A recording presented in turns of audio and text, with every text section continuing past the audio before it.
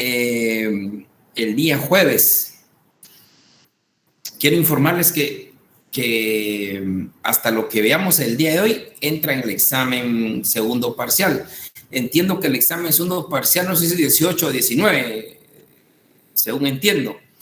19, ¿verdad? 19, okay, gracias. A las 4. Muchas gracias. Entonces, hasta lo que veamos el día de hoy entra el examen, por favor.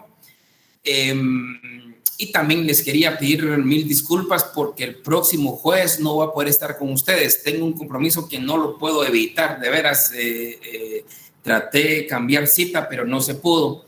Entonces, el día jueves próximo, lamentablemente, no puedo compartir con ustedes. Y por eso anticipo que solo lo que veamos hasta el día de hoy va a venir en el examen. Y de ahí, pues, nos miraríamos después que pasen los segundos parciales. Prácticamente de aquí nos vemos hasta después de los exámenes, después de la Semana Santa. Y desde ya les deseo una buena Semana Santa, que todo sea de gracia para cada uno de ustedes. Así que, por favor, vuelvo a repetir, hasta lo que venga el día de hoy, a lo que miremos el día de hoy, entra el segundo examen parcial. Bueno, jovenazos, ¿qué va a entrar el día de hoy? O sea, ¿hasta dónde va a entrar el examen? Es lo que veamos, especialmente quedé un poco en tema pendiente, que es el error de prohibición, que ya lo dijimos. En el error de prohibición hay dos clases. Hay un error de prohibición directo y un error de prohibición indirecto. El error de prohibición directo es lo que ya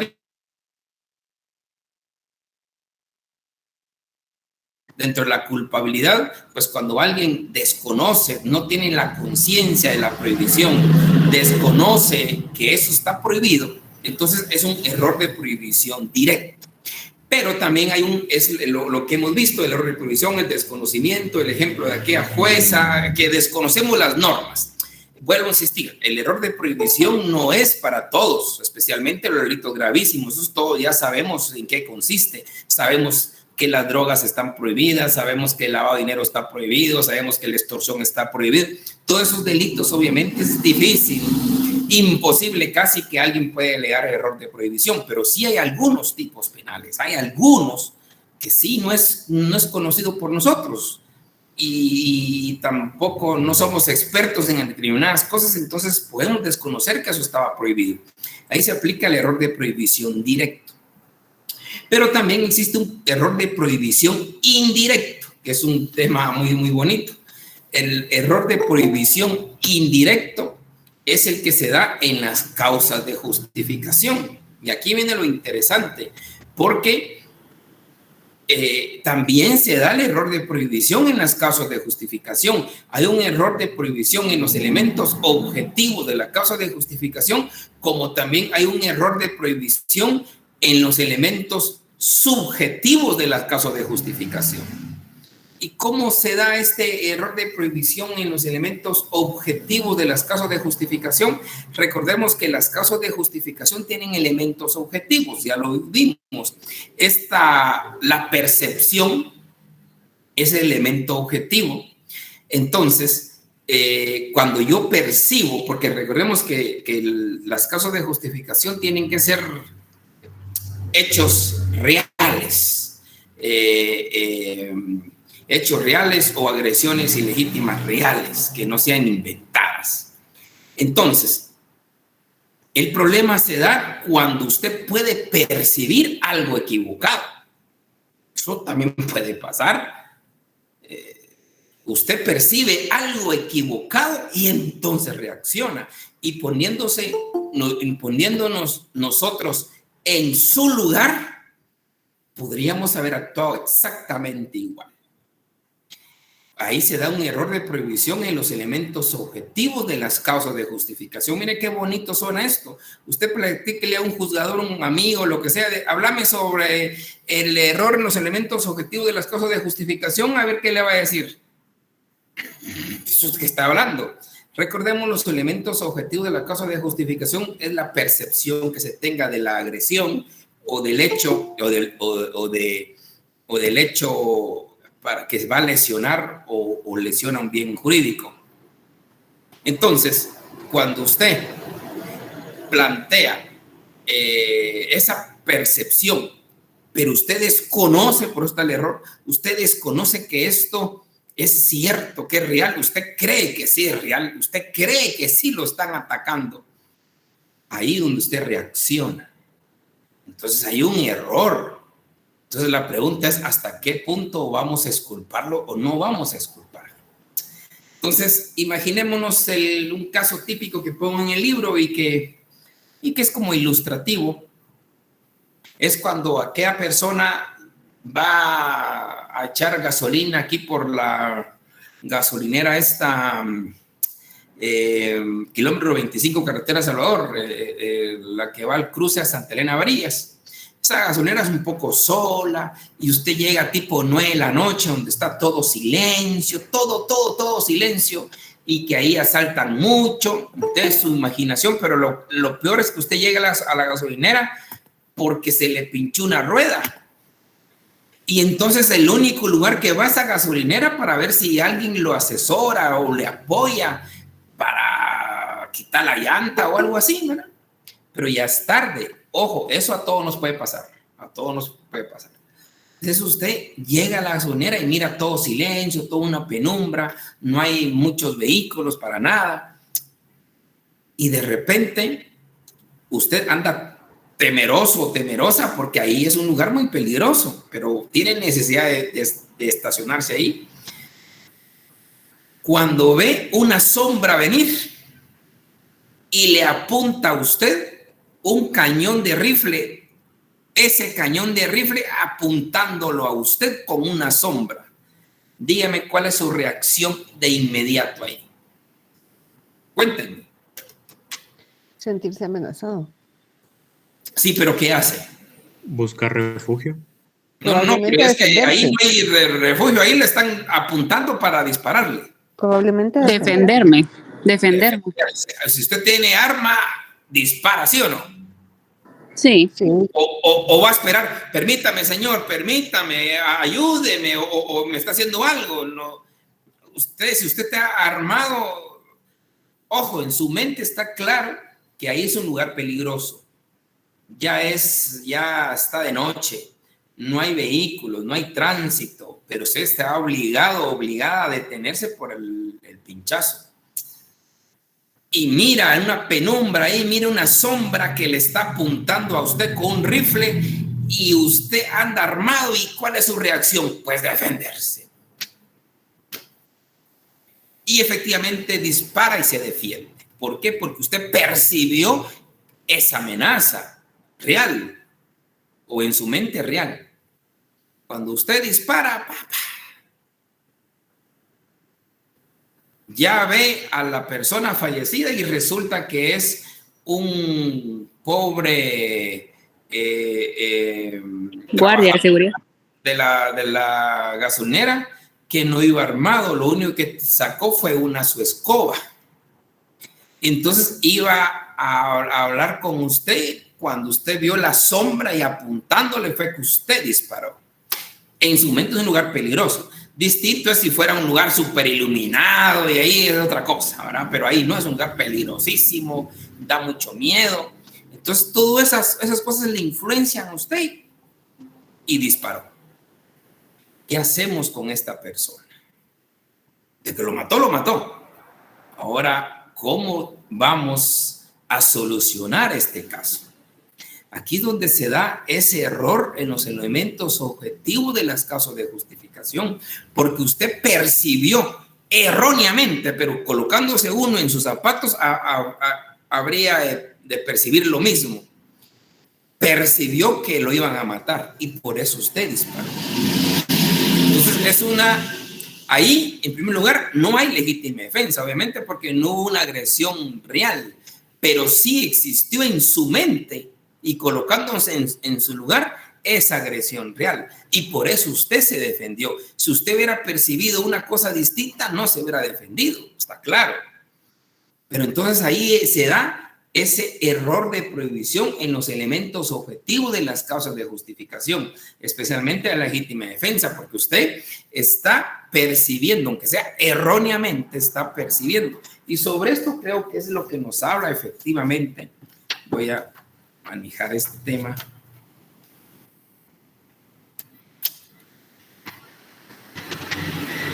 En el 25, ¿sabes?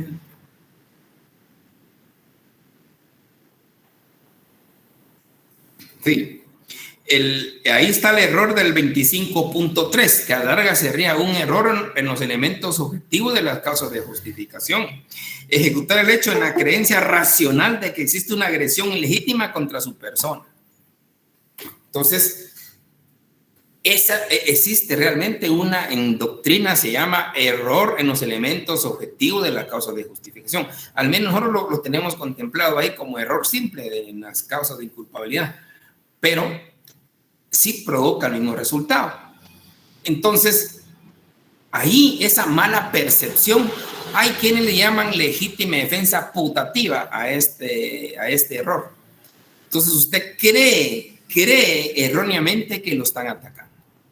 El clásico ejemplo que también se da y puede pasar, yo creo que ha pasado. No sé si alguien de aquí me hizo esa pregunta, yo le dije, vamos a verlo, y lo tenía para el día de hoy precisamente. Es cuando usted va en su vehículo tranquilo, vidrios claros, y va a un semáforo, se detiene, cuando mira a unos sujetos de una moto, ¿qué piensa uno? Dan miedo los que vienen en moto, máximo, y vienen despacito, y vienen dos sujetos. Y el sujeto de atrás viendo cómo se saca algo, y se le quedan viendo a usted y a su carro. Y el sujeto saca algo, usted en su mente, ¿qué piensa? ¿Que la van a asaltar? ¿Que le van a disparar? ¿O que cualquier cosa? Entonces cualquiera puede reaccionar frente a eso. Entonces ahí se empieza a dilucidar un error de prohibición en los elementos objetivos de la causa de justificación. El Código Penal lo tiene como 25.3. Es interesante porque esto nos puede ocurrir.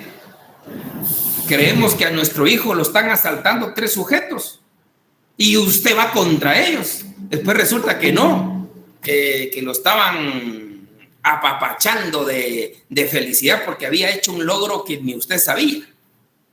Puede pasar. Es error. Es un error en la percepción de la agresión. Entonces, lo bonito es que al menos está fundamentado. Tenemos fundamento, pero si no hay Dios, es complicado. Pero aquí estamos hablando de ese error en los elementos objetivos de las causas de justificación.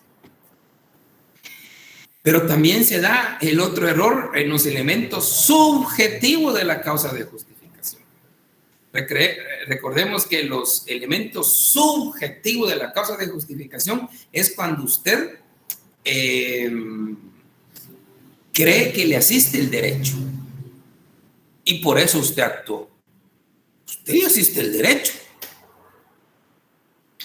El clásico ejemplo puede ser de la señora esta que hablamos la vez pasada. Posiblemente ella en su creencia que volando de la cabeza porque estaba sometida a esas agresiones, o posiblemente alguien le diría eso: mira, si tu marido ya te empezó a agredir, ya el derecho te libera, ya la ley te libera de que lo mates, porque estás soltando en legítima defensa. Entonces usted cree actuar en legítima defensa. Ahí también estamos hablando de un error en los elementos subjetivos de las causas de justificación. Por eso tenemos error en los elementos objetivos y error en los elementos subjetivos de las causas de justificación.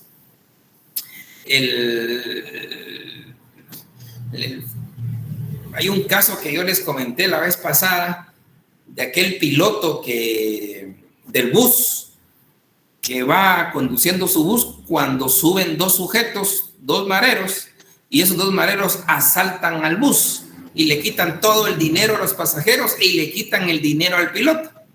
Entonces los 2 mareros se bajan y el piloto envalentonado agarra, se baja, y cuando los muchachos van caminando, él los agarra, 2 plomazos y los mata. Eso fue un caso público, no sé, hace unos 15 años por ahí hace ese caso. Y el piloto pues apareció preso, estuvo 9 meses detenido, pero después el tribunal de sentencia lo absuelve por legítima defensa. Yo les pregunto a ustedes si ahí hay legítima defensa.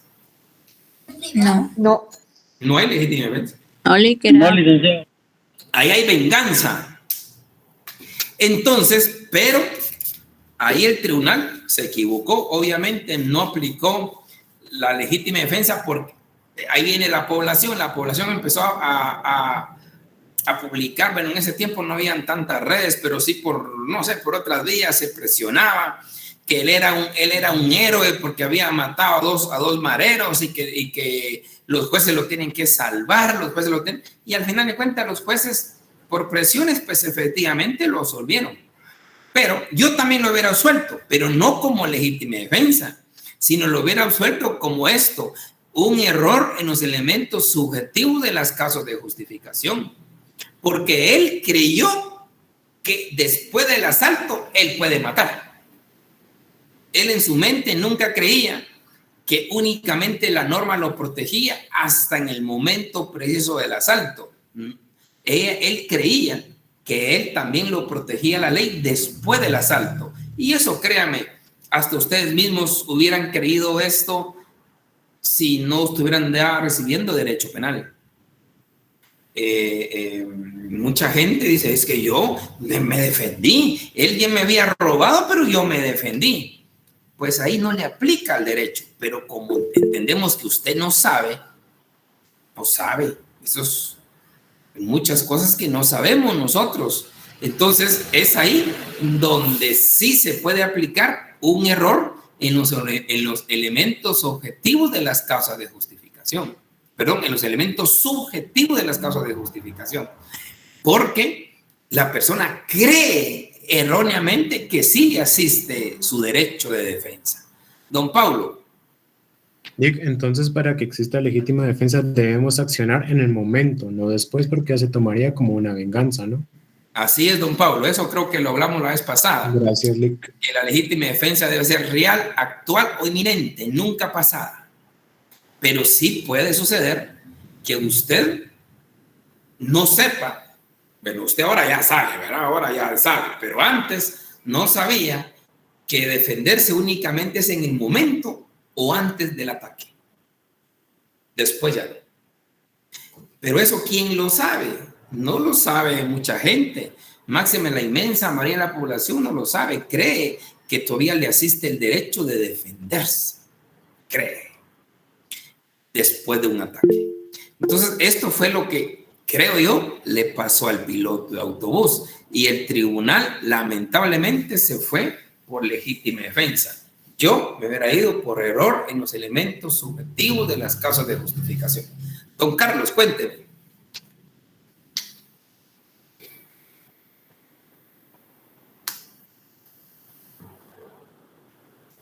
Sí, don Carlos. ¿Qué tal, Lick? Suponiendo, agregándole al caso que usted dice que asaltan a una persona, la despojan de su carro, él lleva consigo un arma, a la cuadra él vuelve a alcanzar al que le robó el carro no. Y por recuperar su carro lo mata. Ya no. Bueno, es que es complicado. Es que ahí en el 24, pues la legítima defensa dice por uno, por los bienes y por los derechos. El carro sería un bien. No, yo lo sé. El problema es determinar si es, recordemos que la legítima defensa es actual, real o inminente. Aquí se puede decir que sí podría darse porque todavía sigue la flagrancia del delito, porque la flagrancia del delito termina hasta cuando ya no exista seguimiento. Entonces ahí todavía podríamos darle el tema es un poco más complicado, pero podría darle porque todavía tiene en su poder y tal vez del momento en que fue robado, usted le da seguimiento y por volver a capturar el vehículo existe el forcejeo y por el forcejeo mata al delincuente, ahí podemos traerle todavía legítima defensa. Ahora el problema del bus ya no, porque ellos ya se habían ido. Y es que no le dio seguimiento, sino los agarró por detrás. Eso es un poco más complicado. Sí, pero interesante, me gusta su ejemplo. Yo creo que si me roban el vehículo y yo le doy seguimiento y en el momento que los alcance en el forcejeo, yo le disparo, ahí sí hay legítima defensa. Ahora, ¿qué pasaría si yo me voy detrás del vehículo y yo le disparo sin el forcejeo? Yo ahí ya no le tiraría la legítima defensa, ahí sería una legítima defensa incompleta. Salvo, si ahorita no lo estamos dudando, imagínense ya en los hechos, salvo que él dice, pero es que mire, yo creía que me asistía la razón porque todavía, como usted dijo, todavía se está produciendo el delito. Entonces, ahí sí sería por un error en los elementos subjetivos de la causa de justificación. O bien sea una clara legítima defensa, porque el acto todavía se está produciendo. Ahora, ¿qué pasa? Porque la flagrancia hay que tenerlo presente. La flagrancia es en el momento que se comete el delito y después de cometerse el delito, pero se considera que se sigue cometiendo porque hay un seguimiento. Cuando se pierde el seguimiento ya no hay flagrancia. Pero esto, ¿quién lo sabe? El tiendero no lo va a saber. El joyero tampoco lo va a saber. O sea, entonces, si me alegan, un caso, me encantó el caso que usted presentó. Me roban el vehículo, le doy seguimiento, pierdo el seguimiento y ya no hay flagrancia. Y después encuentro el vehículo y ahí mato al sujeto, y ahí ya no hay legítima defensa. Ya no hay legítima defensa porque se perdió el seguimiento. La clave de todo esto es la flagrancia. Y la clave de la flagrancia es mantener el seguimiento. ¿Ya? Entonces, si hay flagrancia, entonces sí opera la legítima defensa. Si ya no hay flagrancia, ya no opera la legítima defensa. El del bus ya no opera, aunque los ve, pero ya la intención es de matarlos, no de recuperar su dinero. Y entonces ahí ya no, por más que digan es que estaba en flagrante, ya no era flagrante el delito. Ya era venganza.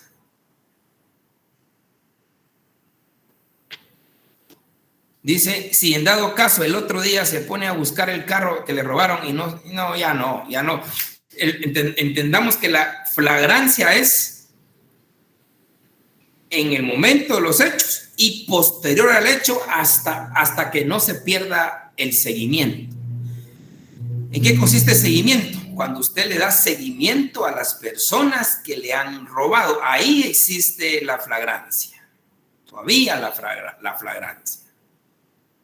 Y que entonces no importa cuánto tiempo dure, sino que no se pierda la continuación. No se pierda la continuidad. Por ejemplo, le robaron de su casa y un vecino alertó a la policía y la policía le da seguimiento al carro y aunque parezcan en Coatepeque, siguiéndolo, ahí todavía hay flagrancia. Muy bien, gracias. Bueno, no, interesante el temita. Bueno, entonces, ahora, ¿qué hacemos con el error de prohibición, tanto objetivo como subjetivo? El error en los elementos objetivos, el error directo o indirecto, perdón, el error de prohibición directo o indirecto, el directo es en la culpabilidad y el error indirecto es en los casos de justificación. Ahí se da también que existe un error de prohibición vencible y uno invencible. Invencible y vencible. El invencible es cuando usted colocándose en el lugar de la persona era difícil también de vencer el error. Yo no sabía hasta dónde terminaba la legítima defensa. Yo no sabía, yo no pude percibir, yo percibí y yo hubiera percibido igual que él en el ataque de la moto hacia el carro. En estas situaciones se coloca una persona exactamente en la situación de la persona a quien estamos juzgando, y ahí, en ese preciso momento, usted determina si sería lo mismo o no. Si el error de prohibición es invencible, usted no tiene responsabilidad alguna. Nada. Ahora, si el error de prohibición es vencible, colocándose en lugar de la persona, usted hubiera vencido el error, que la penumbra no era tan fuerte, que era fácil percibir, pero más se puso nervioso o nerviosa por la penumbra y por el lugar que estaba, pero sí era fácil de poder disuadirlo o de poder ver otra alternativa o algo así. Entonces ahí podríamos hablar de un error de prohibición en los casos de justificación vencible. Y la consecuencia del error de prohibición vencible es que se atenúa su responsabilidad. Y eso también nos lo da el propio Código Penal en el artículo, vamos a ver,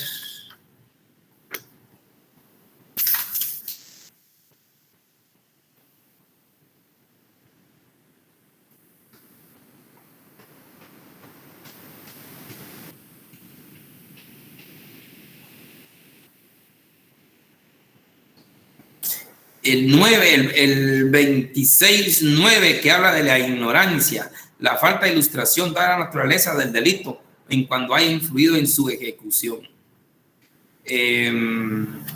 Ahí podemos jalar prácticamente la atenuación de la pena para no tener un fundamento, pero fundamentalmente es cuando existe un error de prohibición vencible, se atenúa su responsabilidad, no le quitan su responsabilidad, simplemente le atenúan su responsabilidad, le disminuyen su responsabilidad. Eso significa que le pueden poner la pena mínima. Cuando existe un error, un error de prohibición vencible, que pudo haber vencido el error. No conocía tanto la norma, pero sí existía algunos temitas ahí que pudo haber vencido ese error. Entonces se da un error de prohibición vencible y se atenúa su responsabilidad. Cuando es un error de prohibición invencible, es una total absolución. Ahí prácticamente deja sin efecto la culpabilidad o la antijuricidad porque existe un error en las causas de justificación. Eso es en cuanto al error. El error es un tema complicado, máxime nosotros, los guatemaltecos, que no tenemos fundamento taxativo al error, nos cuesta muchísimo. Sobre esos algunos fundamentitos que vamos agarrando, pero el mejor fundamento para el error de prohibición es lo que dice la Convención Americana de Derechos Humanos, o sea, el denominado Pacto San José, que recordemos que el Pacto San José es norma constitucional, porque el 46 así lo establece la Constitución. Todos los tratados internacionales en materia de derechos humanos son dentro de ella, están dentro de ella.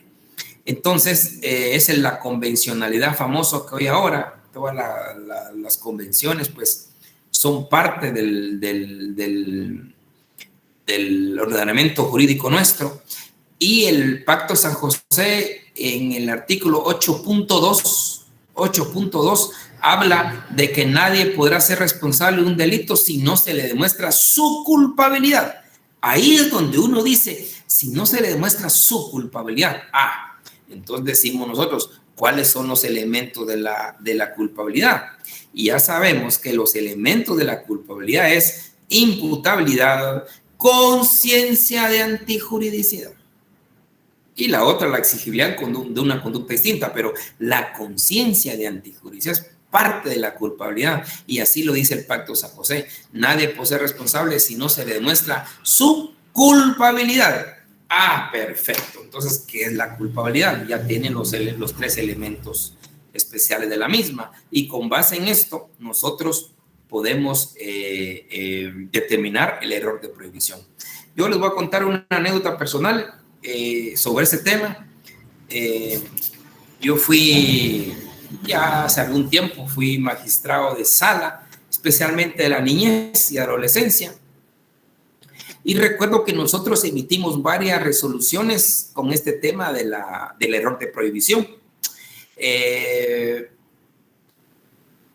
Y por los casos que de una u otra manera yo se los indiqué, en esa época estaba muy de moda, bueno, no muy de moda, sino que está, por desgracia, el que las niñas menores de edad quedaban embarazadas. Entonces los hospitales tenían la obligación de reportar cuando una menor de edad tenía un niño.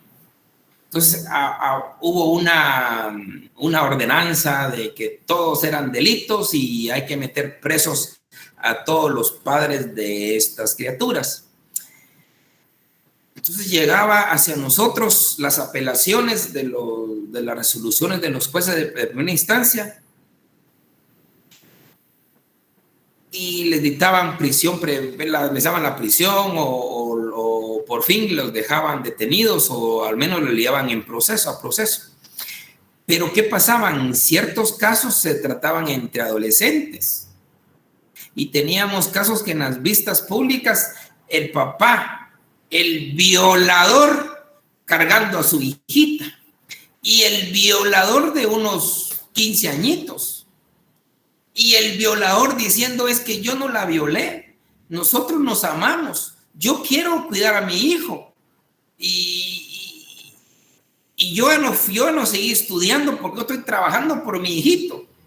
Entonces era complicado. De ahí nosotros llegábamos a la conclusión que los muchachos no sabían que tener relaciones sexuales consentidas con personas menores de 13 años era delito.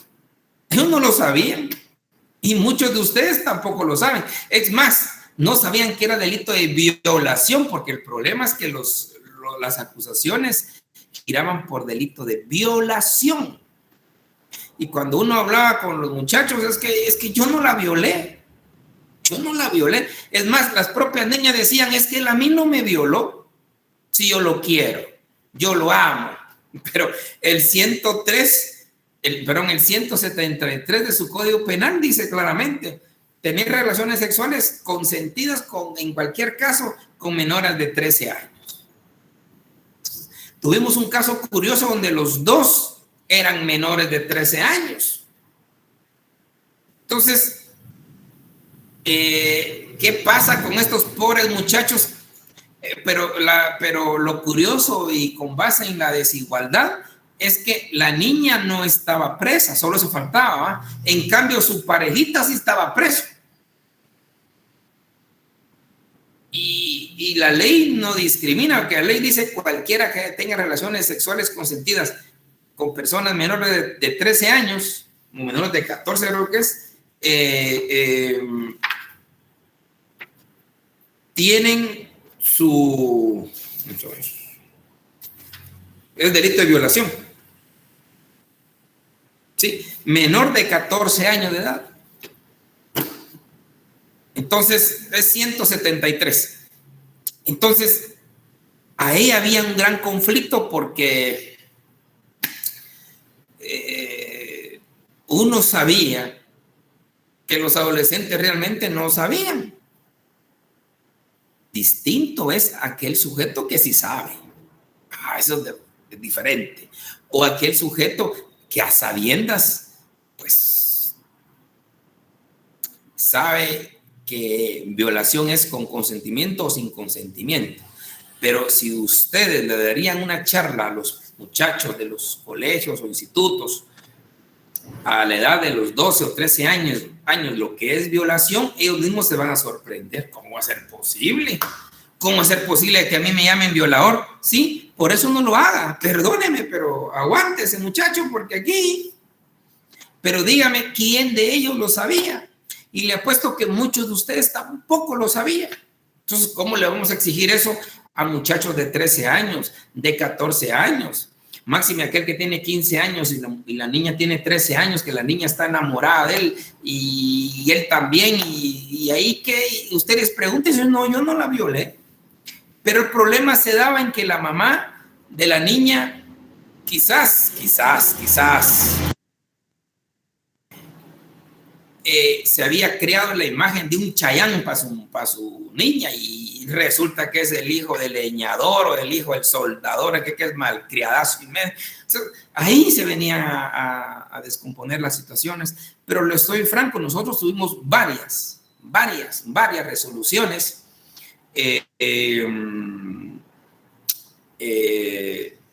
aplicando el error de prohibición. Y error de prohibición invencible. Y a raíz del error de prohibición invencible, en esos casos obviamente, ¿verdad? Porque no me diga usted, ya un muchacho o un señor de 18 o 20 años ya sabe, ya tiene la noción que eso sí está prohibido. El muchacho de 16, 17, 18 años ya sabe que eso sí está prohibido, pero entre 13 años. Imagínense el caso que tuvimos nosotros, los dos tenían 13 años y piquito. Entonces, según la ley, los dos tendrían que estar presos. Pero no, ellos no lo hicieron ellos pensaron que quizás las mismas familias miran tanta novela, ¿va? Y enfrente a los niños, y eso es lo que altera a veces estos aspectos. Y ni modo, después tienen sus repercusiones. Pero entonces ahí se da, le estoy dando el ejemplo vivo que nosotros tuvimos un momento y no aplicamos el error de prohibición, ese fundamento que les digo, el tema del 8.2 del Pacto San José, y también el artículo 32 del Estatuto de Roma, porque el Estatuto de Roma ya es una ley nacional también, aunque sea un pacto internacional, es una ley nacional que nos habla sobre el error de tipo y el error de prohibición, y con base en eso, pues, también aplicamos y sostuvimos en derecho, no ajustado en ley, ojo, pero sí en derecho. Y con base en esto, resolvimos conforme derecho, y los muchachos, pues definitivamente ellos no sabían que lo que ellos habían cometido estaba delito, y especialmente delito de violación. Muy bien, ¿tienen comentarios, compañeros?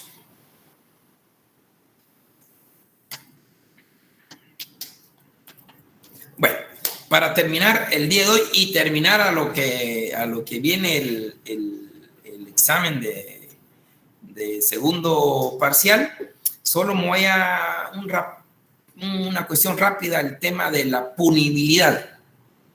Yo entiendo, jóvenes, que quizás ustedes algunos libros o han escuchado que delito es una acción típica, antijurídica y culpable y punible. Hay autores que siempre narran esos 5 elementos. Nosotros, la mayoría, hablamos 4 elementos, pero hay unos hablan de que delito es 5 elementos: acción típica, antijurídica y culpable y punible. Le agregan la punibilidad. ¿Y en qué consiste y por qué le agregan la punibilidad? Le agregan la punibilidad porque es una circunstancia que no afecta al delito.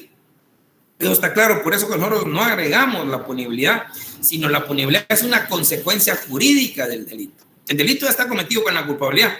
Ahora, la punibilidad es una consecuencia jurídica del delito. Es una condición para imponer una pena. Esa es la punibilidad. Establecen ciertas condiciones de imponer pena.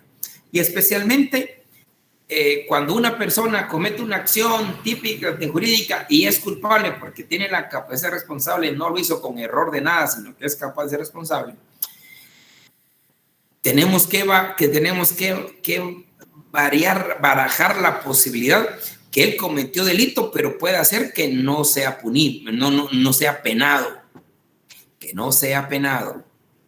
¿Y qué es lo que se establece para evitar la pena? El delito está cometido, pero que no va a ser penado es cuando existe alguna excusa absolutoria. Una excusa absolutoria que la misma ley establece las excusas absolutorias. Cuando una persona son parientes, por ejemplo, entre parientes, hay una excusa absolutoria. Un pariente que se roban, entonces ahí cometieron delito de robo, pero por razones de política criminal del Estado no no se puede imponer pena. O el caso de los encubrimientos, cuando la mamá encubre a su hijo de un delito, el hermano encubre a su hijo, el hijo encubre a su papá, perdón, el hermano encubre a su hermano, el papá encubre a su hijo, el hijo encubre a su papá o a su mamá. Eso de los hechos, después de los hechos, la mamá lo encubre, la mamá no declara contra él, la mamá lo protegió y lo encerró en su casa para que no lo capturaran, escondiendo a su hijito. Ahí son excusas absolutorias. La señora cometió un delito de encubrir a su hijo, pero por razones de política criminal no se le impone pena a la mamá. Eso no significa que no cometió delito, pero por razones de política criminal no existe una pena. Estas condiciones objetivas de punibilidad o las excusas absolutorias siempre se tratan de ver si se dan en el tipo o no, pero no se dan en el tipo porque esas son circunstancias que la mamá cometió un delito, pero por razones de política criminal, especialmente el 476 y 280 de su Código Penal, son excusas absolutorias que los excluyen de la pena.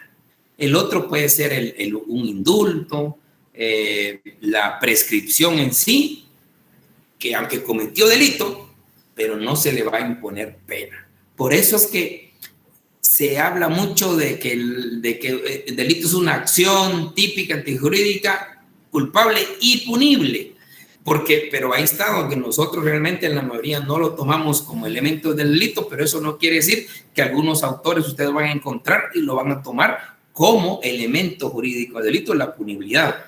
Pero para nosotros no, porque el delito en sí ya se cometió. Lo que no se le va a imponer es la pena, pero exclusivamente por razones de política criminal, por la prescripción, por el indulto o porque existe una excusa absolutoria. Cuénteme, don Paulo. Licenciado, disculpe con una duda. Aquí en la punibilidad podía entrar, así como en El Salvador, varias madres que esconden a sus hijos que pues cometieron delito, con todo esto que está ahorita, que los andan capturando y así. Sí, ahí está, hay una excusa absolutoria, encubrimiento. El encubrimiento es cuando usted ya no va a ser encubridor cuando usted también actúa cometiendo delitos después de haber cometido un delito. No, el encubrimiento es solo usted protege, encubre el delito o encubre al sujeto activo, encubriéndolo en no dar información, encubriéndolo en protegerlo, encubriéndolo en ponerlo en un lugar distinto para que no lo capturen. Eso se llama encubrimiento. Pero si usted es pariente legal, no, cometió delito, sí, pero no va a ser punible. Existe una excusa absolutoria. En Salvador es un tema más complicado porque creo que ahí hay unos regímenes más estrictos y creo que hay modificaciones de leyes, no sé qué están haciendo ahí. Pero en principio eso es un encubrimiento. Y únicamente usted va a ser responsable del encubrimiento si no es pariente de quien está encubriendo. Una excusa absolutoria. Bien, jovenazos, entonces dejémoslo por acá. Yo les digo hasta aquí, hasta la punibilidad, vamos a entrar el examen segundo parcial. Y vuelvo a repetirles mis excusas, mis disculpas por no poder estar con ustedes el próximo jueves, pero creo que es más sano y justo decirlos con anticipación y nos miraremos el examen del 18-19. Bueno, jovenazos, se cuidan ustedes. Buena tarde. Gracias.